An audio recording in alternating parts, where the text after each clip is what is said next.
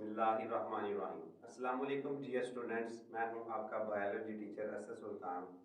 आज का हमारा जो टॉपिक है चैप्टर नंबर 3 बायोडाइवर्सिटी, उसकी एक्सरसाइज है जिसमें हम मल्टीपल चॉइस क्वेश्चंस, एमसीक्यूज और शॉर्ट क्वेश्चंस को देखेंगे। तो फर्स्ट ऑफ ऑल हमारे पास है एमसीक्यूज।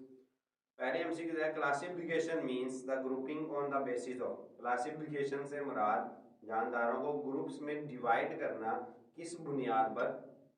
हाउ दे फीड, वो किस तरह खुराक हासिल करते हैं या तैयार करते हैं। The feature they have in common, उनमें मौजूद मुश्तरका खसूसियात यानी मुशाबतों की बना पर।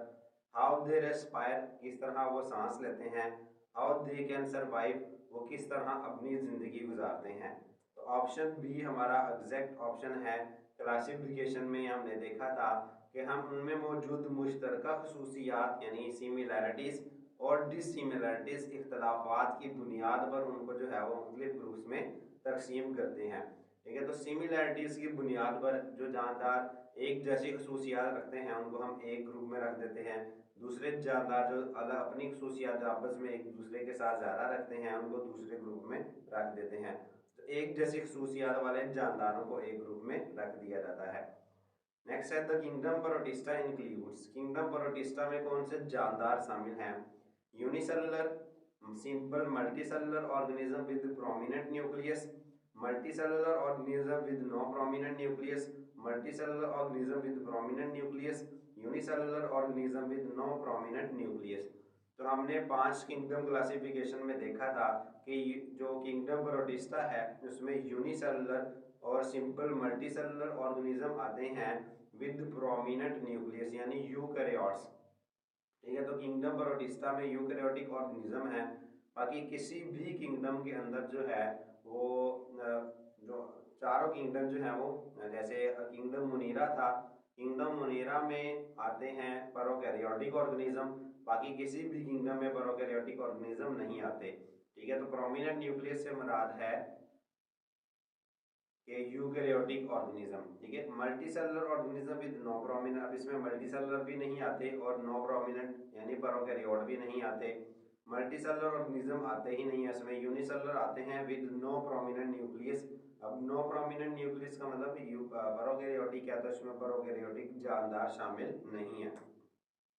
थर्ड हमारे पास है viruses are not classified in any kingdom. Viruses को किसी भी किंगडम में नहीं रखा जाता, क्यों। They are too poorly understood, इनके बारे में ज़्यादा नहीं जाना गया यानी इनके बारे में हमें ज़्यादा मालूम नहीं है। They are not considered organism, इन्हें जानदार तस्वुर नहीं किया जाता। दे आर टू स्मॉल, ये बहुत ज़्यादा छोटे हैं। Their genetics can not be determined, इनके जेनेटिक्स यानी इनके डीएनए के बारे में हमें मालूम नहीं है। तो ऑप्शन बी जो है वो हमारी एग्जैक्ट ऑप्शन है। They are not considered organism, इन्हें जानदार तस्वुर नहीं किया जाता। ठीक है, उसकी वजह यही है कि हमने इसको देखा था स्टेटस ऑफ वायरसेस में कि वायरसेस के अंदर जानदार और बेजान दोनों की खसूसियात मौजूद होती हैं। जानदार की खसूसियात ये हैं कि इनके अंदर डीएनए या आरएनए मौजूद होता है और जब ये जिस्म के अंदर पाए जाते हैं, सेल के अंदर होते हैं, तो ये अपनी तादाद बढ़ा सकते हैं। लेकिन जब ये जिस्म के बाहर होते हैं तो ये क्रिस्टल्स की हालत में पाए जाते हैं और अपनी तादाद भी नहीं बढ़ाते, जिस वजह से इन्हें नॉन लिविंग यानी बेजान तस्वुर किया जाता है। तो इन्हें जानदार नहीं माना जाता, इसलिए इन्हें 5 किंगडम में किसी भी किंगडम में नहीं रखा जाता। Viruses are assign to the kingdom, viruses जो किस किंगडम में रखा जाता है। तो अभी हमने देखा लास्ट एमसीक्यू में ही कि वायरसेस जो किसी भी किंगडम में नहीं रखा जाता। Fungi, protista, monera, none of these. तो नन ऑफ दीज जो है वो हमारे पास एग्जैक्ट ऑप्शन है क्योंकि हम इसको किसी भी किंगडम में नहीं रखते। 5 are related group of genera comprises.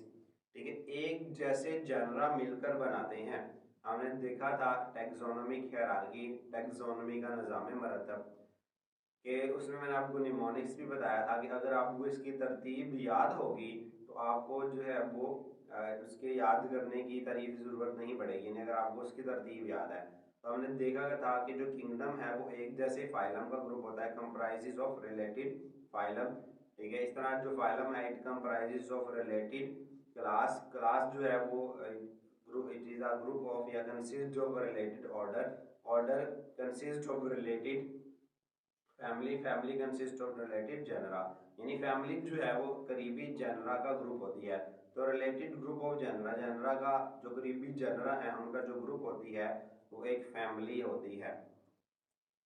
Next हमारे पास in which kingdom do you classify unicellular eukaryote. अब इसमें हमने दो चीजें देखनी है कि एक वो जानदार यूनिसेलुलर है और यूकैरियोट भी है, ठीक है। तो उसको किस किंगडम में रखेंगे? फंजाई, फंजाई में यूकैरियोट तो आते हैं लेकिन इसमें यूनिसेलुलर नहीं आते, आते हैं लेकिन एक्सेप्शनल हैं।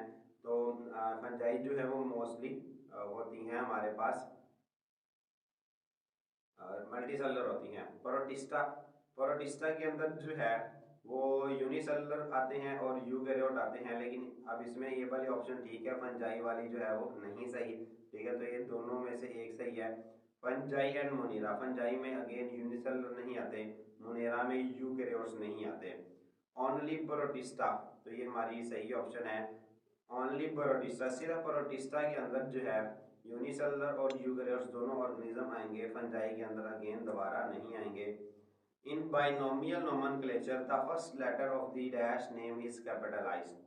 बाइनोमियल नोमेनक्लेचर क्या होता है? जानदारों को साइंसी नाम देने का जो तरीकाकार होता है उसको बाइनोमियल नोमेनक्लेचर कहा जाता है, ठीक है। तो बाइनोमियल नोमेनक्लेचर हमने देखा था, बाई का मतलब दो, नोमियल में नेम।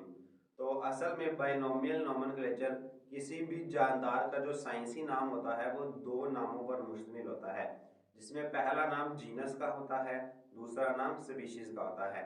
तो बाइनोमियल नोमेनक्लेचर में हमने उसके असूल देखे थे कि इसके कुछ रूल्स हैं, जब इनको लिखा जाता है या इनको रखा जाता है तो इनके लिए कुछ असूल होते हैं। अब वो असूल क्या है? पहला असूल ये था कि जब हम इनको टाइप करते हैं बुक्स की शक्ल में तो हम इनको जो है इटैलिक्स यानी टेढ़ी राइटिंग में लिखते हैं, थोड़ा तिरछा करके। और जब हमने इसको हाथ से लिखना हो तो हम सीधा लिख के उसके नीचे एक लाइन लगा देते हैं, लेटर, एक खत लगा देते हैं, जिससे हमें पता चल जाता है कि ये साइंसी नाम है। सेकंड, जीनस का नाम जो है वो हमेशा कैपिटल लेटर से लिखते हैं, स्पीशीज का नाम हमेशा स्मॉल लेटर से लिखते हैं, ठीक है। तो ये दूसरा रूल था। तीसरा रूल ये था कि जब आप किसी भी स्पीशीज को पहली मर्तबा, किसी भी साइंसी नाम को पहली मर्तबा लिखेंगे तो पूरा नाम लिखेंगे, और जब आप उसको रिपीट कर रहे हैं या ऐसी ज़्यादा स्पीशीज हमारे पास है जिनका ताल्लुक एक ही जीनस से है तो आप जीनस के नाम को शॉर्ट कर सकते हैं, ठीक है। तो अब उसमें दूसरे रूल के मुताबिक जो जीनस का नाम है वो हमेशा कैपिटल लेटर से लिखा जाता है। Which one of the following sequence show the correct hierarchy of classification going from smaller to the bigger group? Taxonomic hierarchy, उसमें हमने डिफरेंट ग्रुप्स देखे थे, तो उसमें हमने देखना है कि किस तरह जो है वो ग्रुप छोटे से बड़े की तरफ ग्रुप जाते हैं। किंगडम, फाइलम, अब पहले किंगडम आ गया तो यहीं पर सब गलत हो जाती है एमसीक्यूज कि उसने कहा है स्मॉलर से बिगर की जानिब जाना है, तो ये किंगडम बड़ा है तो पहले ये बिगर से स्मॉलर की तरफ जा रहा है। नेक्स्ट जीनस, स्पीशीज, अब ये छोटे से बड़े की तरफ तो जा रहा है लेकिन ये रैंडम है, ठीक है। जीनस पहले स्पीशीज आता है फिर जीनस आता है, किंगडम लास्ट पे आता है तो ये किंगडम दरमियान में आ गया तो ये सीक्वेंस भी गलत है। किंगडम, फाइलम, क्लास, अगेन ये जो है वो हमारे पास बड़े से छोटे की तरफ जा रहा है तो ये भी हमारा ऑप्शन नहीं है। Species, genus, family, order, class, phylum और किंगडम, तो यही हमारी जो है वो एग्जैक्ट ऑप्शन है, छोटे से बड़े टैक्सोन की तरफ जाते हुए। Next, which of the following may be the correct way of writing the scientific name of an organism? किस चीज का जो है कौन सा जो नाम है इनमें सही है साइंसी नाम के लिए? तो पहला जो है वो है कैनस ल्यूपस सैकरम ग्रैंड्स गजेला इकोलाई। तो हमारा जो एग्जैक्ट ऑप्शन है वो कैनस ल्यूपस है, ठीक है। दो नामों पर मुश्तमिल है, ठीक है, और टेढ़ा लिखा हुआ है, ठीक है, थोड़ा सा तिरछा है। सैकरम, अब ये सिर्फ जीनस का नाम है, आगे स्पीशीज का नाम नहीं है। हमने देखा है कि साइंसी नाम दो नामों पर मुश्तमिल होता है तो ये आधा नाम है तो ये भी गलत है ऑप्शन। ग्रैंड्स गजेला, अब ये भी गलत है, ठीक है। एक तो इसको इटैलिक्स में नहीं लिखा, दूसरा ये अपोस्ट्रोफी यूज की गई है, ठीक है, अपोस्ट्रोफी यानी एक कॉमा लगा के इसको आगे लिखा है तो ये भी इस्तेमाल नहीं होता। ईगोलाई, तो फर्स्ट टाइम जब लिखते हैं तो नाम पूरा लिखते हैं तो ये एक तो पूरा नहीं है, दूसरा ये भी इटैलिक्स में यानी तिरछा नहीं है, तो ये भी जो है वो सही तरीका नहीं है साइंसी नाम लिखने का। A certain organism is multicellular, एक जानदार है जो मल्टीसेलुलर है, adapted for photosynthesis, फोटोसिंथेसिस करने की सलाहियत रखता है, and has multicellular sex organ, और उसमें मल्टीसेलुलर सेक्स ऑर्गन्स मौजूद हैं। अब इसमें जो चीज़ करने समझने वाली है वो ये है कि अब फोटोसिंथेसिस, फोटोसिंथेसिस सिर्फ दो जानवर ही कर सकते हैं, बैक्टीरिया भी कर सकते हैं जो साइनोबैक्टीरिया हैं, लेकिन उसने कह दिया है मल्टी सेलुलर है, ठीक है, तो मतलब बैक्टीरिया होते ही यूनिसेलुलर हैं। ठीक है, अब आगे हमारे पास एलजी जो किंगडम प्रोटिस्टा के अंदर आता है, और जो प्लांट्स हैं प्लांटी, अब उसमें वो दोनों ही फोटोसिंथेसिस कर सकते हैं।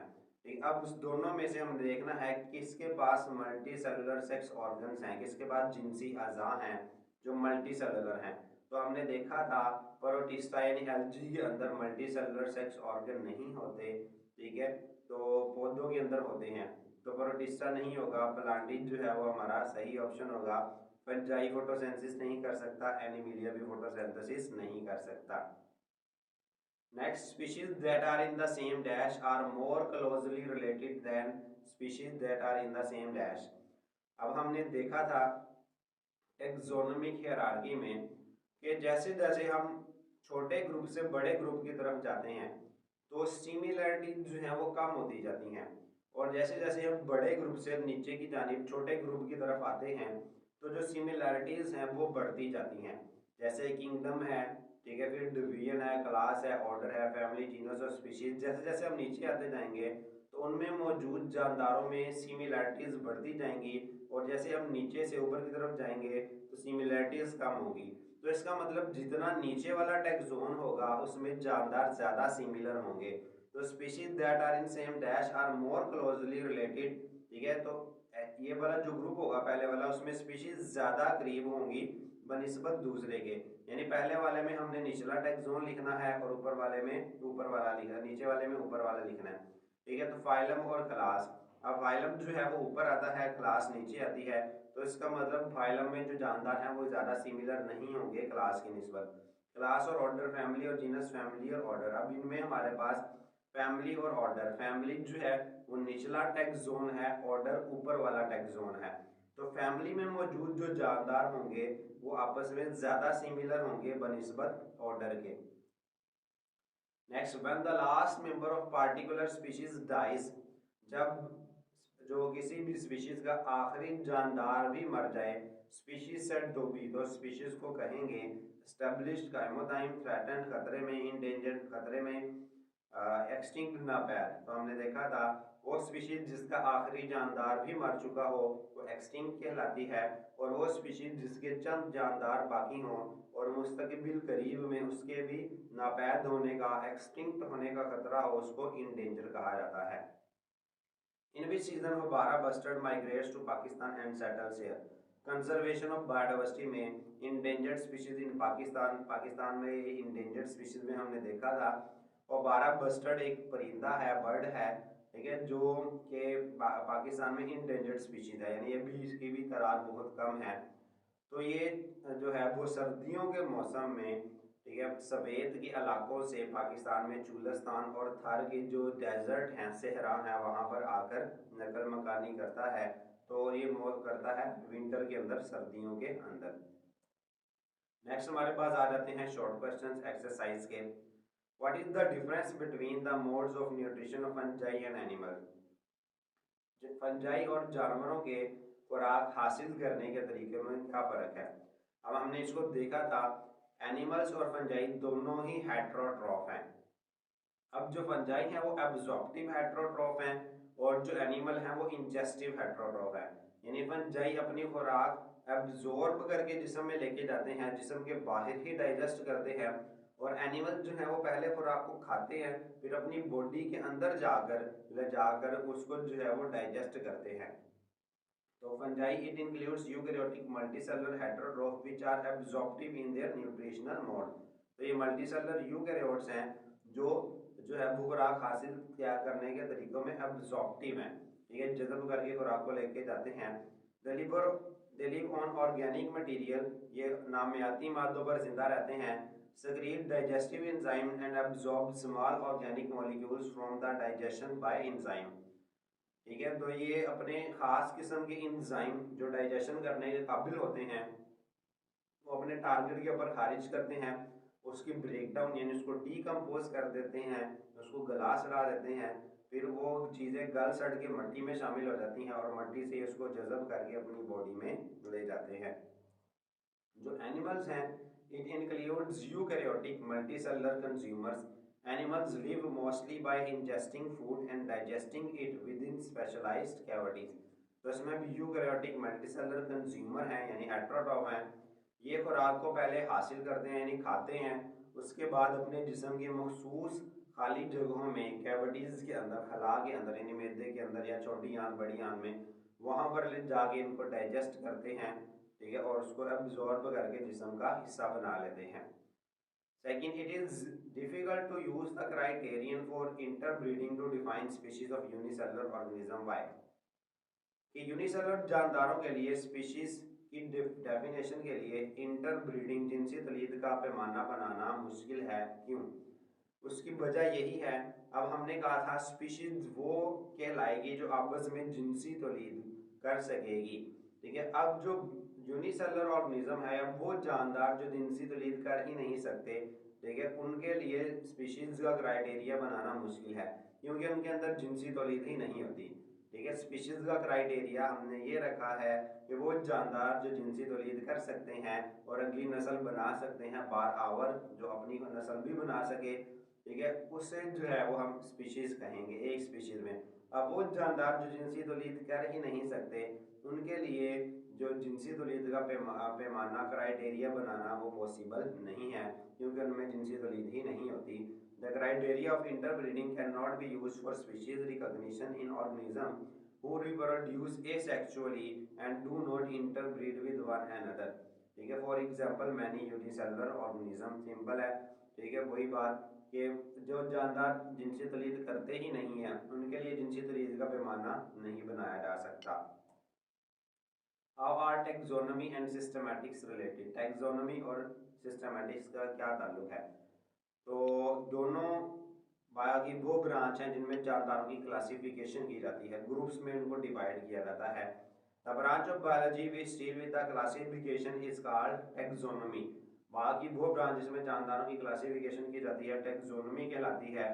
Systematics the branch which deal with the classification and also traces the evolutionary history of organism is known as systematic.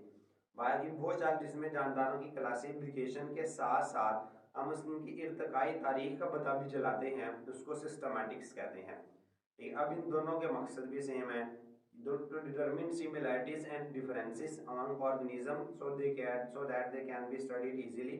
उनके दरमियान मुशाहबतें और इख्तलाफात तयन करना ताकि उनका मुताला आसान हो सके। To find the evolutionary relationship among organism, और उनके दरमियान इर्तकाई रिश्ता भी तलाश करना कि कोई भी जानदार कैसे अपने आबाओ अजदाद से मुख्तलिफ है या कैसे उनसे जो है वो वजूद में आया है। Next, difference between the term extinct and endangered.